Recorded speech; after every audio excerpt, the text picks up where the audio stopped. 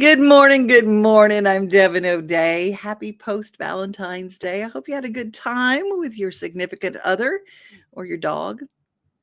May have been me. I hope that you had a wonderful time last night. And I enjoyed seeing all the people don't you love reading through all the love stories? People share how they met and everything. I don't know. I want to post in the comments and tell me what you did. Were you staying home watching Hallmark? Were you did you do a film festival of a certain kind of? Did you watch your favorite rom com? Did you go out? Did you go out to dinner? Did you go to someplace special? Put it in the comments. We'd love to hear from you. And got the sweetest message from Elizabeth. It was so, I know, Shelly. Shelly had some craziness. She had a grandbaby running around the house. And, but you know what? That's its own kind of love. It's its own kind of love, having lots of family around. And that's a very cool thing. Well, today we've got some really neat places we're going to take you, like the Tennessee State Museum. I discovered this back at the Southern Festival of Books a few years ago, and it was so interesting. I had no idea, and it's always changing inside the Tennessee State Museum. If you come to Nashville, don't forget to stop by. When you visit the museum this month or next, you'll have the opportunity to see the original Southeastern Indian beaded coat on display in our galleries. The style of the jacket dates it to about the 1820s, but due to the condition and age of the material, we don't like to leave it on display for long periods of time. It would put a lot of stress on the fabric if we left it on a mannequin indefinitely. A replica is on display the other months of the year, so we hope you'll take advantage of this opportunity to come in and see the original, beautiful example of 19th century Southeastern Indian beadwork here at the Tennessee State Museum.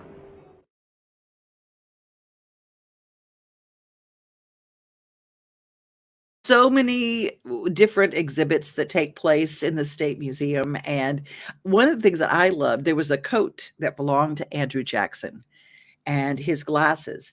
The glasses looked like something that would be on a doll.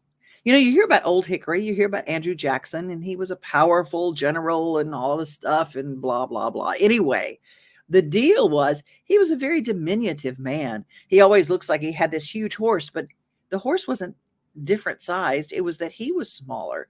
And it was interesting, how diminutive he was. So when you look at his coat and his jacket as a general and his glasses and his Bible, you go, wow. It's just interesting to see how different sized we were before we had all the antibiotics and stuff to keep us alive and well, Corinne did nothing yesterday. Oh, well, Corinne, you watched our show. And so you did something. Gina's with us. Hi, how are you? I'm good. Glad you're here. Johnny Van Noker sending love. Happy Valentine's. Happy Valentine's to you.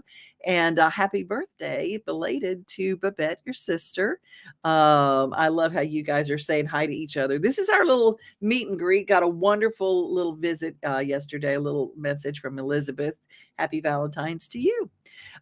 We have got our Daily Yummy, and it's brought to us every day by our friends at 50 Forward to encourage us to be part of a research study. All we have to do is, it's free. You go online and you fill out some answers so that your voice is counted in a new health study of our entire nation. The National Institute of Health is looking for 1 million people to just sign in and say, I'm this age, I am this race, I have these health issues, so that we get a broader picture of what's going on with the health of our people.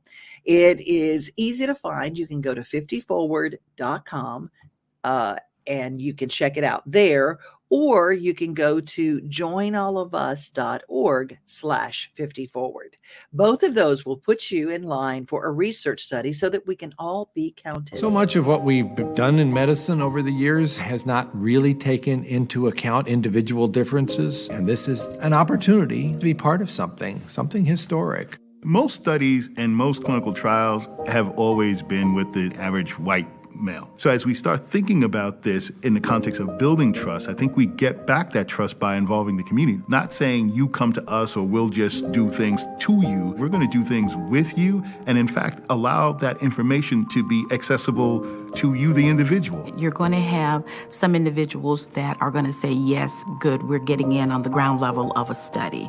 And then you're going to have those that have some trepidations about it. My thing is to bring them aboard and let them know that this is for the greater good for them. We have input, and without input, there's no buy-in. And without buy-in, there's no commitment. Without commitment, there's no success. Tuskegee happened. We're not trying to hide that or sweep it under the rug, but communities of color will be at a disadvantage if we do not find ways to get by that. Whether the focus is asthma, whether the focus is infant mortality, whether the focus is diabetes, cancer, or heart disease, communities of color are disproportionately impacted by them. It has always been playing catch-up to make sure that they're even getting access, much less minimum service. Low income, underserved, and people of color are oftentimes very generous in giving something if they understand it. And they always do so with the intention that knowing this is not just about me, this is not just even about my family, it is about helping the community down the road. Being able to bring the Asian American population who is never at the table, not only to contribute to science, but to contribute to our ability to understand the nuances within those populations. I think it will provide a huge national data set so we can ask questions and make discoveries about healthcare that will better their own personal health and those of the communities that they are part of.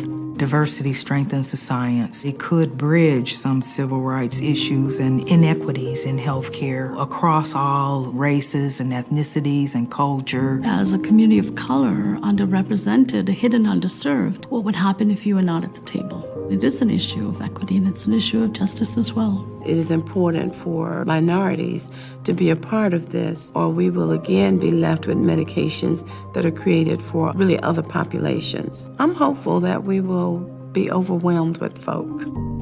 I always look at Henrietta Lacks, one person, one African-American woman that has been so instrumental in what we're learning today. I think as we look at that story, and if we can convey that message in a more positive way, then they can see the benefit of what her life represents. I think it's an excellent way to discover who we really are and our true potential.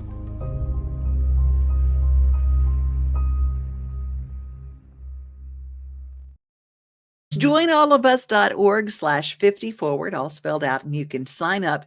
And an example of this, if you guys watched the show or have watched the show, it's all finished now. They had the season finale of New Amsterdam. And on that last episode, they were doing a study of a cancer drug that was curing cancer.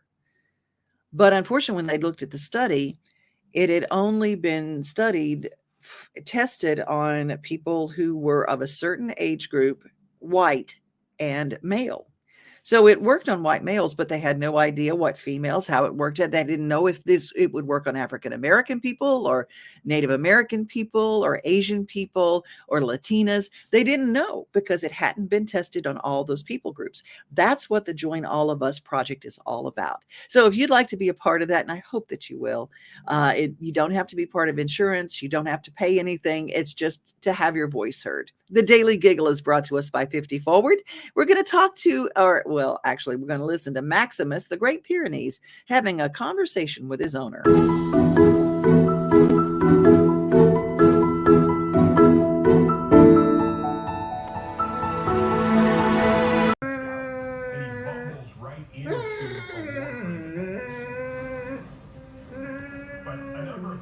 What? One was the appearance of his comet. And when his comet appeared in the sky, What's wrong? Some people admit that What do you want? coming to fight for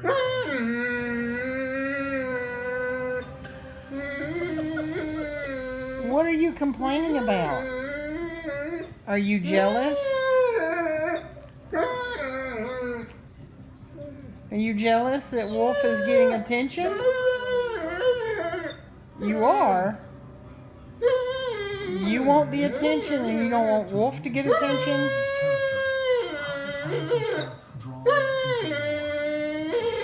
But Wolf made it over here first.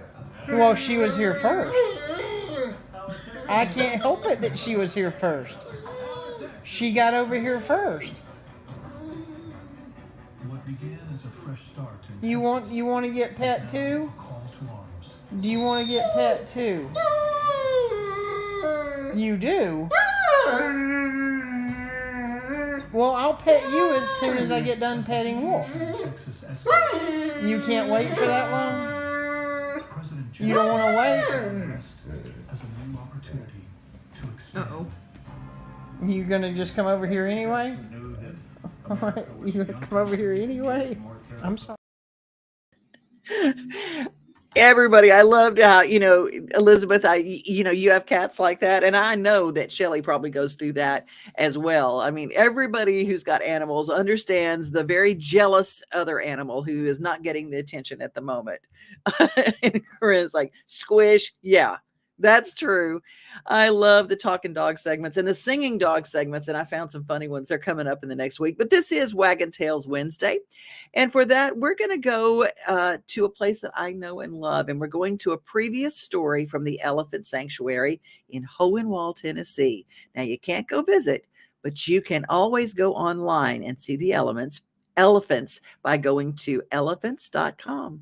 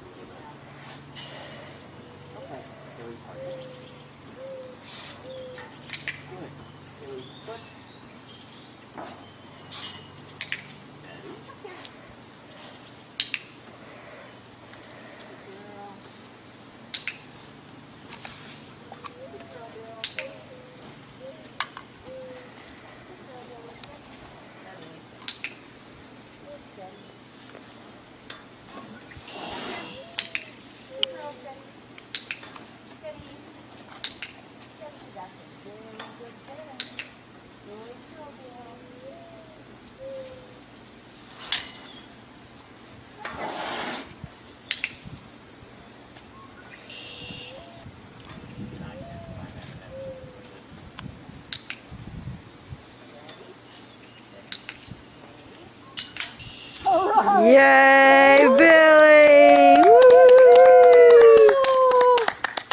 Don't eat it. Oh, Billy, honey. Yay, Billy! Oh, That's awesome. Yay, Billy! What happened, Billy? All right, Billy. Yay!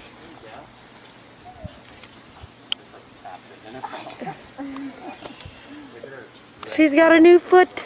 Yay! I know. Aww.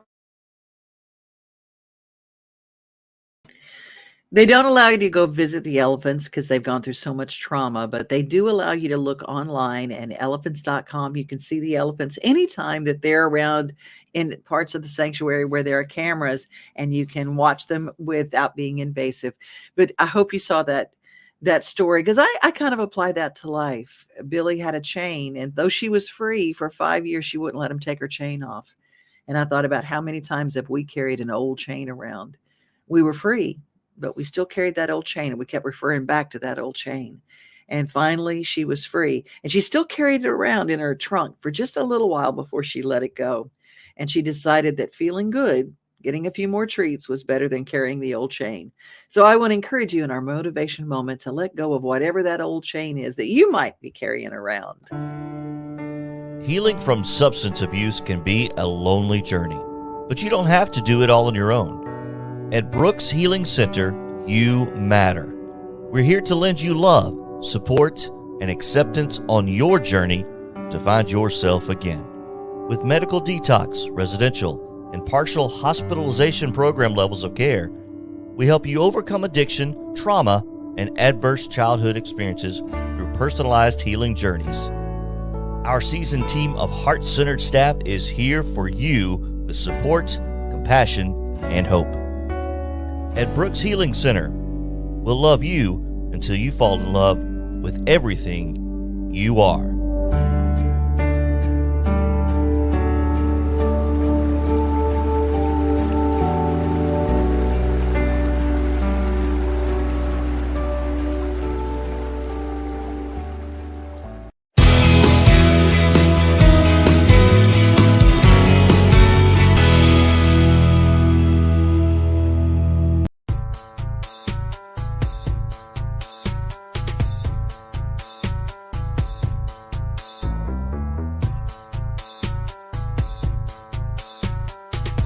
My name is Michael Gregory. I'm the director of Rutherford County PAWS Animal Control.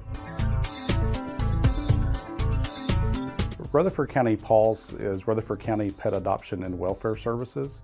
We are a county department. We are rabies and animal control for all of Rutherford County, including all the city's jurisdictions. A lot of folks do have the misconception that we are a nonprofit or a private humane society or those type things, but we are an open admission animal control, just with a much better name, thankfully.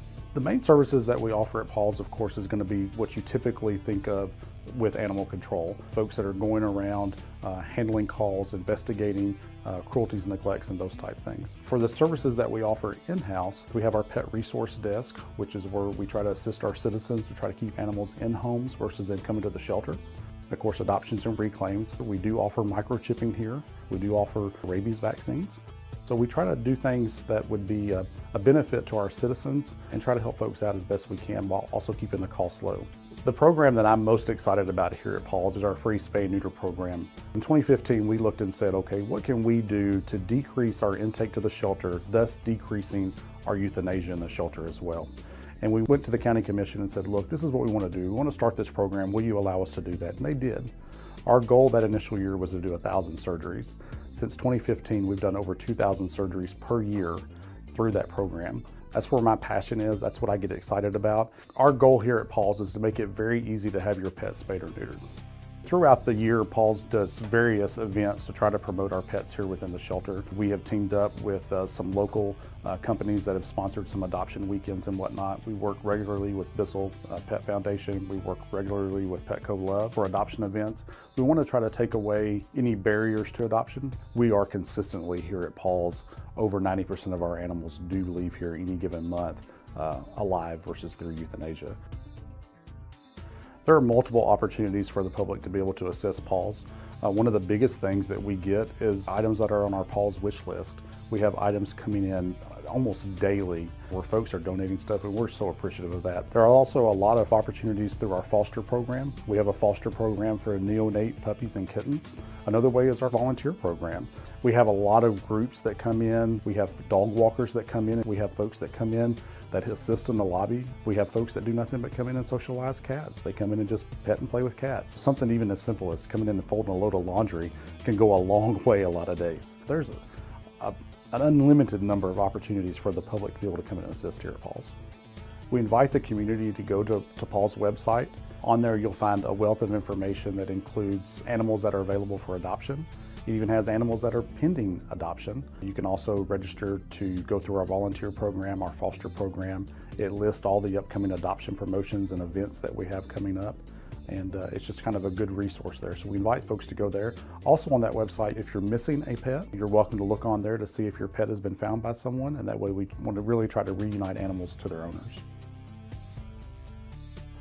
Our department is a department that has passionate folks. While this can be a sad place at times, there's a lot of exciting things that go on here. We have a lot of happy endings, new adoptions, animals being reunited with their owners, being able to help folks through our pet resource desk to keep their pet in their home versus them having to surrender. With the community support of PAWS, we've been able to make great strides in the things that we've done over the last several years. And with their continued support and the commission support, we hope to be able to continue that further.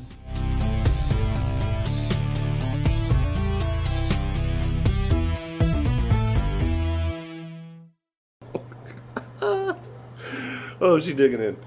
So, ready? All right. What's up, everybody? Time for our PAWS update. This little girl right here is up for adoption. She's one of 3 cats today, and they're all black cats. Kind of cool looking, but this one, she's 2-year-old female, and she has her claws. I'm just telling you. Oh my gosh, I can feel it. Oh my god. Ow. Okay, I'm gonna put her back. Let's go to the next one. Okie dokie. She is very friendly. Just those claws. Oh boy. Okay. Let's go to the next one. Now this one we were told is a little skittish, so we're just going to leave him in there and just open this up. Also looks like he probably just woke up.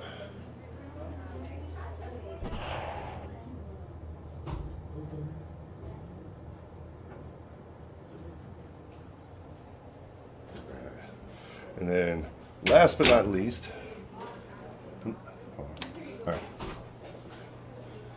let me get this. Okay. Last but not least, we got this one right here. I don't know the story behind this one because currently in here for evaluation. Solid black, very pretty, very friendly. You feel purring right now. Oh, hello. All right. 3 black cats for y'all in the looking for a black cat. Now's the perfect time to come check them out. Now let's go on to the dogs.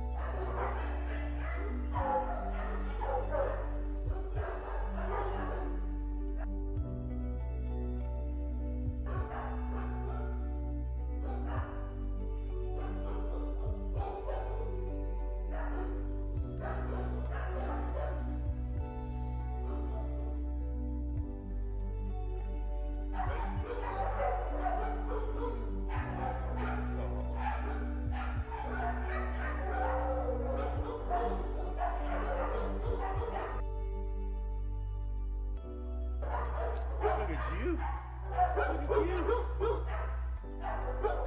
a big guy. I'll give you another.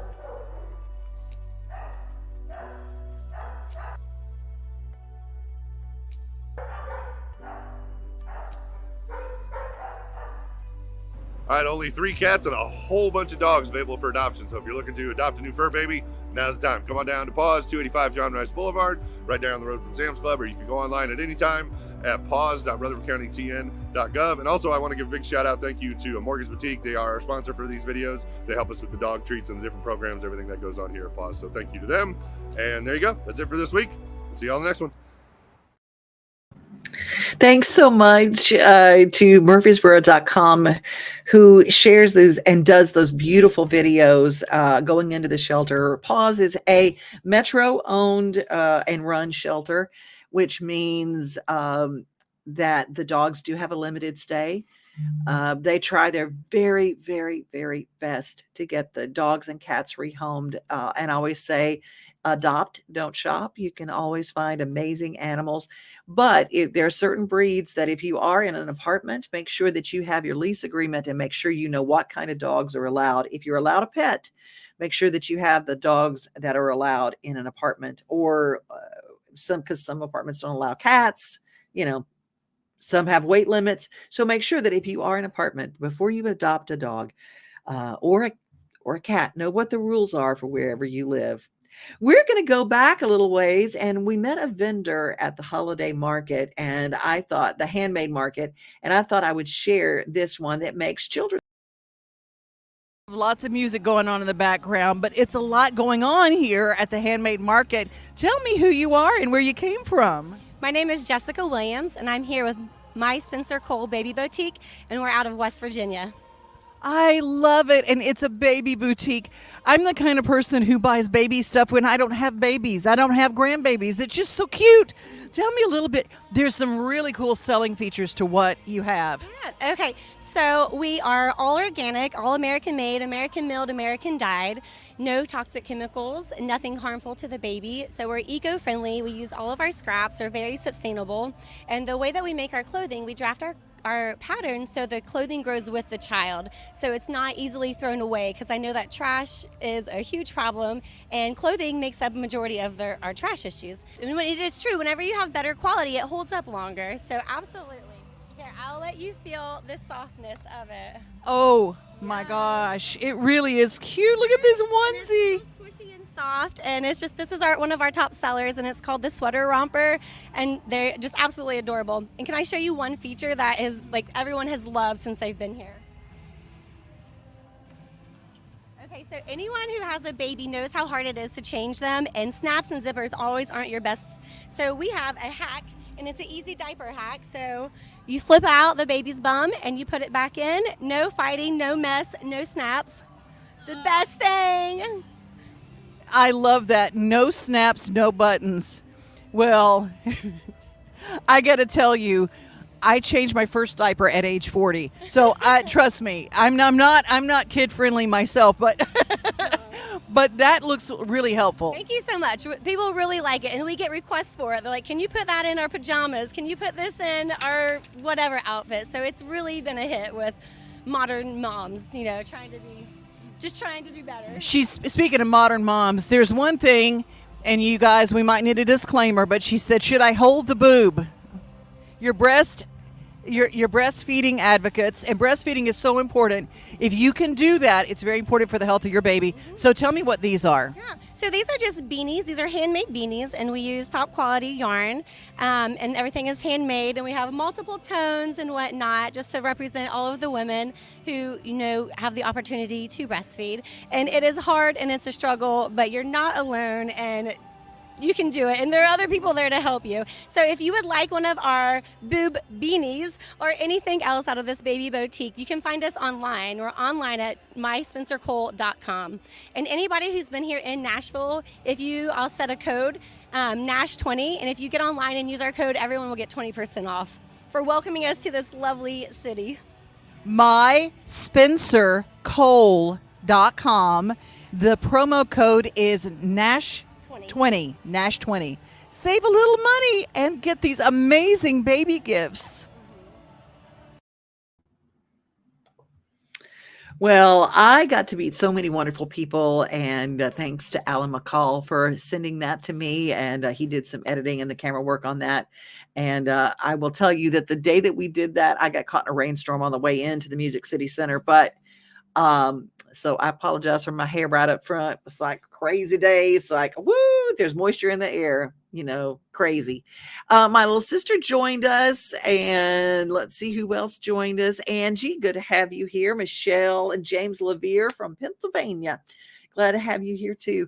You guys join us each and every day, and I am so glad. We are thrilled to have you. It's interactive, this show. So if there's something that you want to see, maybe you haven't. If you don't have a pet, I encourage you to think about fostering. Maybe you can't keep a pet for a long time. Maybe you can foster one for a little while. And that allows those pets to come out of the shelter and have a temporary home while they look for their forevers. Have a great rest of your day. Be safe, be kind, and remember, most of all, you are loved. We are home.